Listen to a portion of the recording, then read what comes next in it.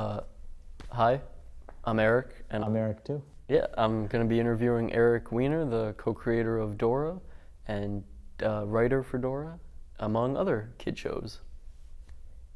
My first question is, where were you born? Born in New York, then I grew up in Hillsdale, New Jersey, which is right over the bridge, and Providence, Rhode Island. Then back to New York right after college. So I've been here most of my life. Did you study acting at Yale? I did. Yale, I went undergrad, and I went for the theater and for creative writing, not really knowing, it's a wonderful place, but they don't encourage creative writing. It's more about... In a creative writing class, they don't encourage it? It's hard to get those for credit, at least at the time. And this was, I graduated in '80. But the emphasis, the complete emphasis was on academia. Harold Bloom's a famous critic, and they wanted everyone to learn to be Harold Bloom. And Yale's famous for the drama school, undergrad, not so much. So. After Yale, you got into kids' TV. How did you get into that? I came to New York wanting to be an actor and a writer. And in my 20s, I took a lot of acting classes, did an incredible amount of temp typing, word processing, and it was only when I was 29, I have a sister-in-law who's a children's writer who noticed that I was broke all the time, who gave me a job she was at Scholastic. So I was a third grade reporter for Scholastic News. That was my first, did you ever get that, like Weekly Reader, Scholastic News? Yeah, no, I remember like Scholastic and that sort of thing. And from there I got a job at 321 Contact, which was a science TV show, but I was working for the tie-in magazine. So it was from that I fell into writing for kids. And from there I ended up working for book packagers, which I think are still going strong. I don't know if you've ever experienced this, but I don't know. R.L. Stine, who's a very nice guy, he wrote Goosebumps and Fear Street, and they have these packagers where they're editing a stable of writers who are cranking it out. So I wrote about 50 books or more for book packagers. I was writing 20, 30 pages a day. Because you're writing, like if you're writing for the Hardy Boys or an existing series. And then he got his first TV job, which was Nickelodeon, a puppet show called Eureka's Castle. So he hired me from there. That was how I switched from books to TV. Was it a weird transition, I guess? Maybe early on, like with a young adult, you can maybe not get away with more, but you don't have to like over communicate a point. And I guess books to shows, and especially the demographic switch, how was the transition? I guess thinking back, what happened was Bob Stine, the job that he hired me on was a preschool puppet show. So I plunged right into preschool. And then one job leads to the next. So even though I had set out to write for, now having written so much for kids, they have to call it like grown-ups or something. Kids writers don't know what to say. Because if you say you want to write adult fiction, whatever, it sounds like porno. Yeah, or like when you call Family Guy like an adult cartoon, people like look at you weird. Right. So one job led to the next, so I started being known as a preschool writer. And I would try to get jobs on like SpongeBob. It was a 6 to 9 year old show. Humor for a 6 to 9 year old show is, a lot of adults love SpongeBob. It's sort of the same. I can't find the coin slot! Here it is!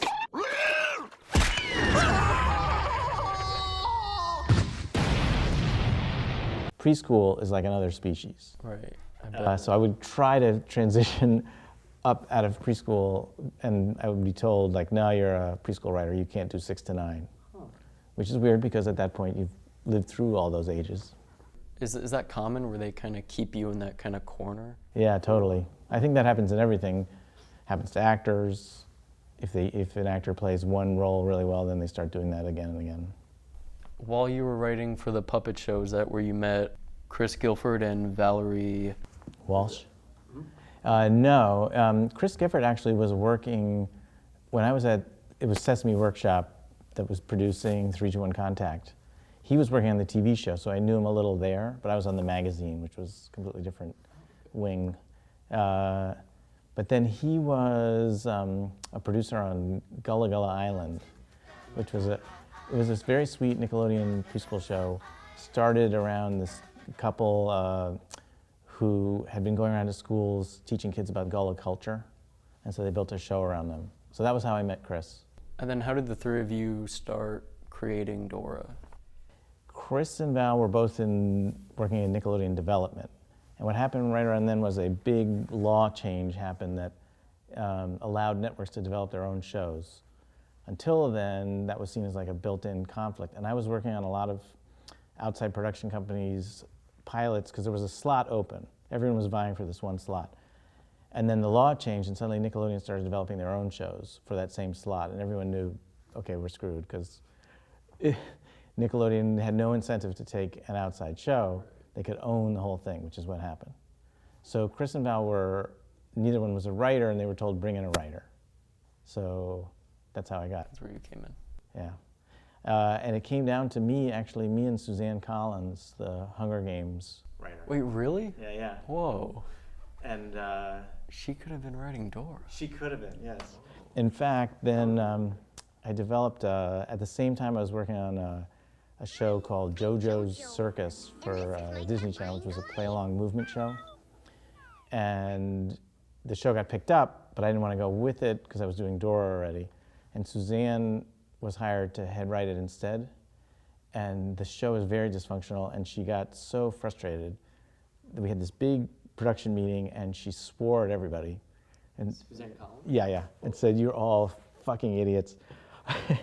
I'm out of here." And she said, "I'm going to write a children's book series, and I'm going to make a fucking fortune." And she slammed the door. And I'm going to make characters all based on you, and you're going to be murdered in a gladiatorial arena. So Wow. she slams the door, and Jim Jenkins, who was the producer of the show, after a silence, says, "Good luck with that." And she's worth, I think, upwards of $50 million at this point. That's so weird. So as you guys were like, I guess, workshopping and working on Dora, I heard from a different interview that it was originally going to be live action with sort of like puppets. How far along was that idea there, and then you went to change it to cartoon? Very early on, it really wasn't integral to the show. We hadn't developed it enough, but we were just thinking live action, and I'm a Writers Guild writer. So when they picked up the show, they realized, if we make it animated, then we don't have to pay the Writers Guild rates. So that was really the creative decision behind making it not live action. Because Disney, in his great wisdom, saw all these potential problems and years ago created the Animators Union to keep writers from unionizing animation. If Dora had been a Writers Guild live action show, just the basic bottom minimums of what the Writers Guild has negotiated, it would have made a major difference to me financially. Preschool shows, basic cable is the lowest of the Writers Guild's pay scale. Basic cable children's is the lowest of basic cable. Preschool is the lowest of that. And I was on a panel one time for NYU's graduating screenwriting class, and this guy from Sesame Street who had 20 Emmys was explaining that, because the first question was, how much money can you make in preschool writing? So he explained all that, and almost everyone got up and left the room. Before Dora, Sesame Street, the writers weren't making anything, but before Dora, people weren't making money, including the networks, so much from preschool.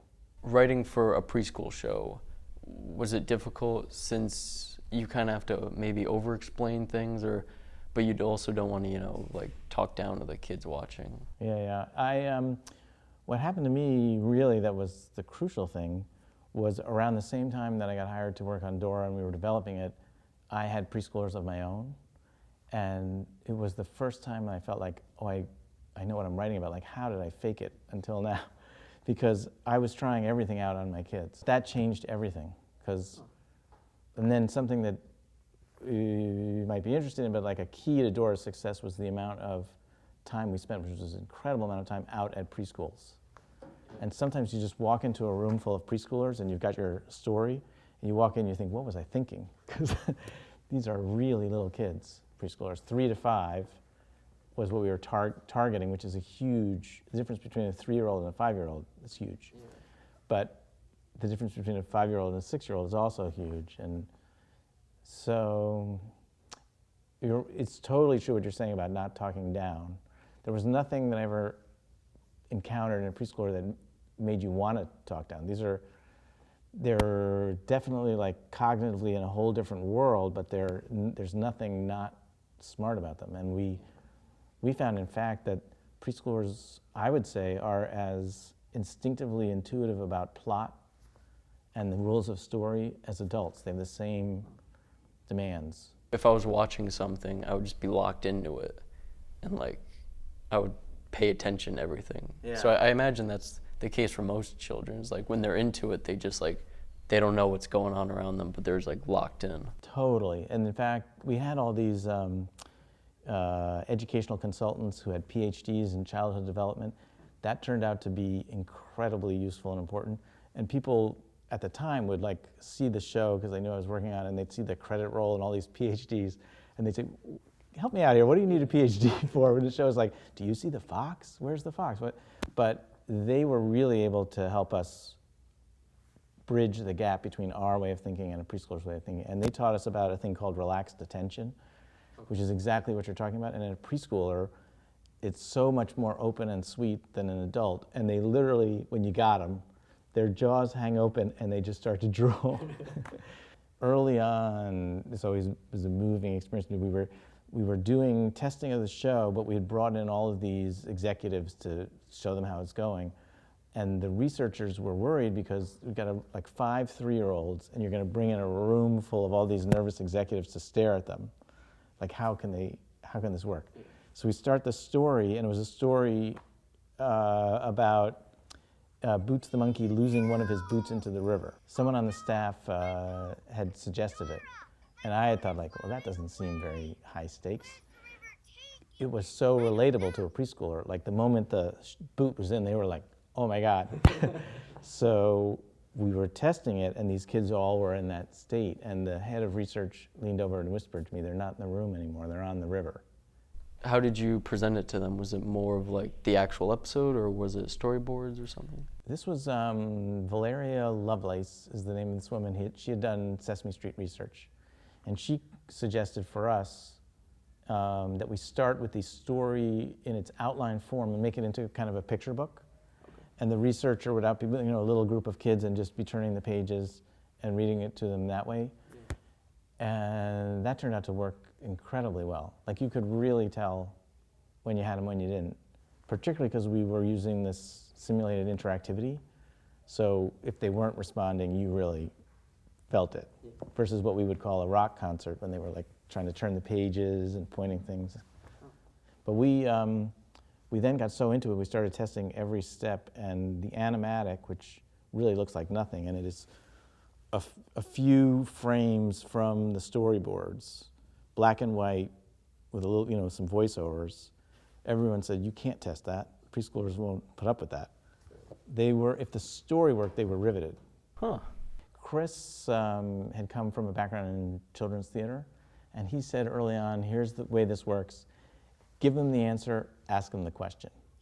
And with this idea that a preschooler, everything is new to them, so if they really know they know the answer, it's so exciting. Which is why that classic children's theater trope of like, where's the bear, which is right behind you, is so compelling. So I went home to try this out, and my son Zachary was still being toilet trained, and he was on the toilet. And I said, Zachary, I want to tell you a story. Okay. I said, there's a fox behind me. Then I go back, I said, Zachary, where's the fox? Behind you. So I thought, okay, there's a reason why that works in children's theater so much. It's interesting. It was, we developed it, and we needed some kind of purpose to the show. And I think it was my idea, was what if this was a show that introduced preschoolers to computers? Seemed like a good idea. And we all went pretty far down the road, and we had, with that concept, and we had the cursor arrow and sort of this game show approach, and it was opening up a lot. And then one of the consultants came in and said, guys, you know how you introduce a preschooler to a computer? Just let them sit at a computer. They'll be ahead of you pretty fast. They don't need any educational help with technology. So after someone was like, you don't need it, but as I remember, it was still in it, like till the end, right? Yeah. So what made you guys go like, no, let's keep it? Was it more of like We a storytelling? That stuff for storytelling purposes, and we've gotten used to it. But the idea that this was somehow an educational purpose of the show ended there. I was writing all the episodes for a while, and really I would have been happier just continuing to do that. The writing was somewhat by committee anyway, and it was certainly with the help of the preschoolers. So it didn't really help me to have a writer working for me and then be editing that. But Nickelodeon didn't want me having all that leverage over them. So they wanted other writers that they could turn to. Because it sounds like a fun process, you know, you like start ideas, you go to the preschoolers, you talk to all the specialists, and then kind of like fine tune it, right?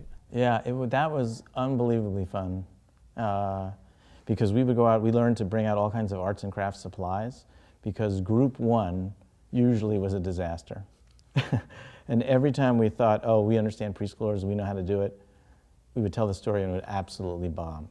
Wow. And then we'd have like an hour break to try to completely rewrite the story with the help of these consultants saying where we went wrong. Through working through Dora, and as you were saying, you start to get sort of the same jobs, and you got to work on Dragon Tales and Little Bill? Little Bill was before, I think that was before Dora that I did. I did one of the first 6 episodes, and maybe, I don't look at the chronology, but maybe because Dora started is why I dropped out of it. But they did this big media launch. Cosby was doing the sitcom, and he was launching this. He had written these books that it was going to be based on, and there was all this media there, and they're filming it, and they had the 6 writers who were going to be writing the. He was terrifying. Really?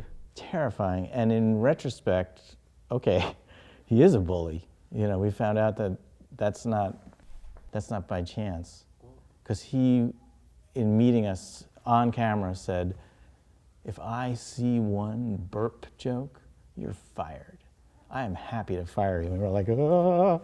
And then I wrote 20 burp jokes. He also said all stories have to be autobiographical. And he pointed at this other writer next to me and said, tell a story from your childhood. And this guy told this charming childhood story, and he said, that's an episode. And he was doing that to the writers. I thought, if he points at me, I'll just say I resign, because I couldn't think of one that fast. He was scary. So were you a writer till the end? Till like all? Yeah. It ended in 2014, right? Oh, I wasn't, I stayed on the show for like 5 years. And then right around the time, I did a year's worth of Dora episodes that were introducing this character of Diego. Oh, yeah. But Diego was kind of rammed down our throats by Nickelodeon because they wanted to sell products in the boys aisle. And boys, we were seeing out in preschools, including rough and tumble, poor preschools with these, boys loved Dora, and 2 to 5, they didn't discriminate at all. The whole gender issue, nothing.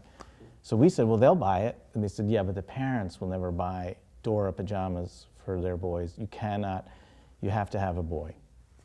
So that felt kind of soulless and artificial. And so around then I left, and then I did Little Einsteins, which was a Disney Channel show. I guess I was just also burnt out, and so. It was like 5 years, right? Mm-hmm. Wow.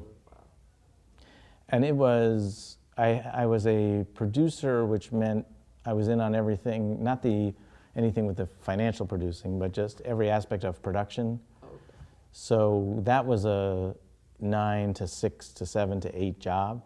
Then I'd go home to play with my kids, and then when they would go to sleep, around midnight I would start the writing. So in retrospect, no sleep. Yeah, I would write from 12 to 5, and then go to work, catch up on the weekends.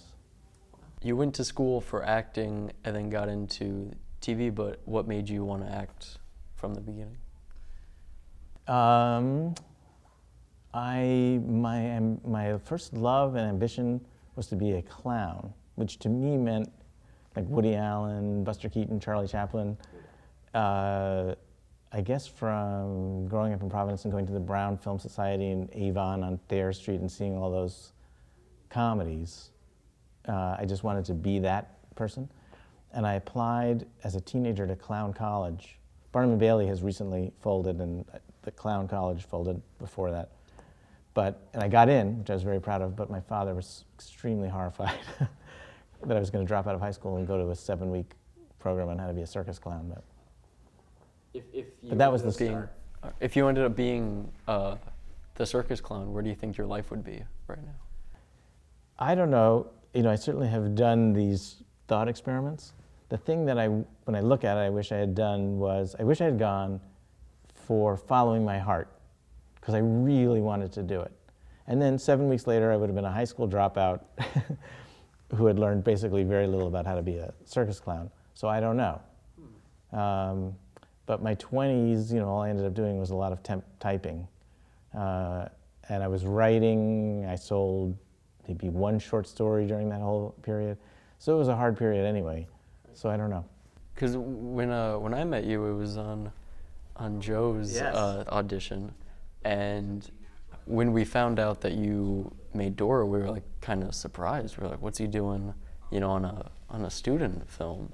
I was wondering if there was any inclination to like go out in Hollywood and be like, well, because you have had success as a writer, have you ever been like, oh, well, I'm the guy who made Dora, and parlay that into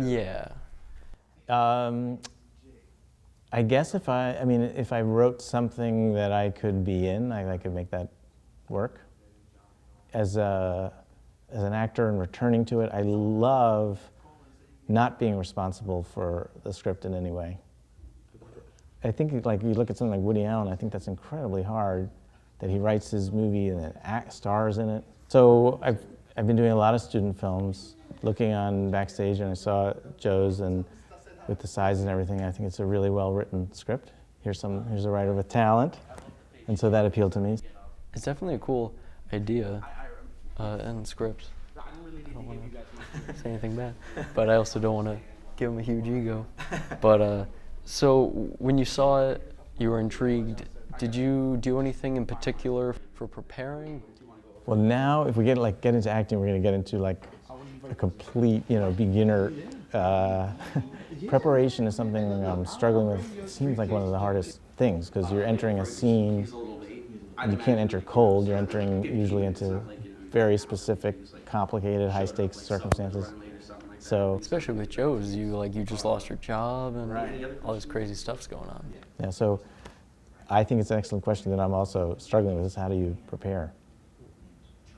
Has your interest in writing changed at all, or has it just been more of like, want to continue what I wanted to start with? It has changed. It's after Little Einsteins, I wrote a novel. It took me a number of years, and I'm pleased to have written it. I don't consider it a success, even setting aside the fact that I wasn't able to get it published. I think it's like fatally flawed. And then in switching to going back to acting, I also switched to going back to a high school interest of playwriting, which is back to script writing. And there's something about script writing, even though it's incredibly hard, that I find really emotionally liberating because of the point of view change. That in fiction, you're often over the shoulder of one character, and the moment it's a play, everyone's point of view is valid in a wonderful way. I find that I love that. So also, I've taken a long enough break now from kids writing to sometimes miss it. Do you think you would go back to either making a new show or joining a writing staff for an already existing show and going back to kids writing? I could definitely see going back to joining a staff of writers. The commitment that I had on Dora, that was so completely life-consuming. I don't think I'd want to do that again, necessarily. Excuse me. As a final question, has the industry changed at all since you started, even in your time working in it? Well, all kinds of huge changes. Like for the networks, they're scrambling and struggling to figure out what does it mean to be a network now with all the streaming, and it's not the same thing. Kids aren't watching they're binge watching, they're watching when they want to watch. So that's a huge change. In acting, not that I had much experience before, when this whole pay-to-play thing didn't exist. Do you know about this? How was that? The casting directors hit on this idea that basically there's so many actors and they're so desperate, they will pay to meet them. And the cover story is it's a class.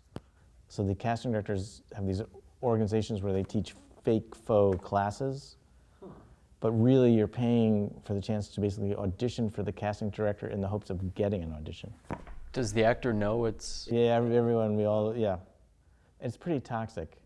And I've done a few of them, and so far I haven't gotten an audition out of it. But.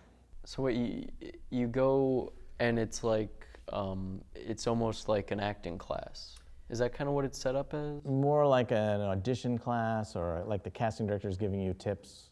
And interesting tips, like this one casting director, I go to this place, One-on-One is one of the organizations that does this. She said if you go for an audition wearing an outfit and you get called back, wear the exact same outfit.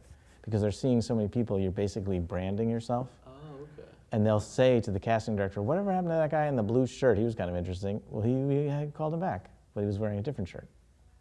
So they have little tips like that. Without that blue shirt, they just forget who you are? I've been thinking about this recently because actually Jabbar and I were talking about it on the break from Joe's shoot. Because preschoolers, again, seem, I think, not that different than adults, but like Steve on Blue's Clues, I don't know if we were talking about this, he found he could walk around outside and a preschooler wouldn't pay any attention to him, but if he put on that shirt and those pants, they would go nuts. Yeah. So it's like the brand, it's the whole, you're that character. Right. Face is just one element, I guess. I saw an interview with him and he was saying this girl once was like really into him, but she was more into Steve. So she was all like, being all like, you know, sexy and everything. She's like, oh, sit on the red couch. And she actually did have a red couch and he was really freaked out. And I don't know if this was I think this was like during the run of him being Steve. And she was, you know, this full grown woman. And I think like maybe her kid watched her or something. She was like, yeah, Steve. And he was like, I gotta go. Like, this is just way too weird. Thank you so much. Fun talking to you. Dude, thank you. I really appreciate it. My pleasure.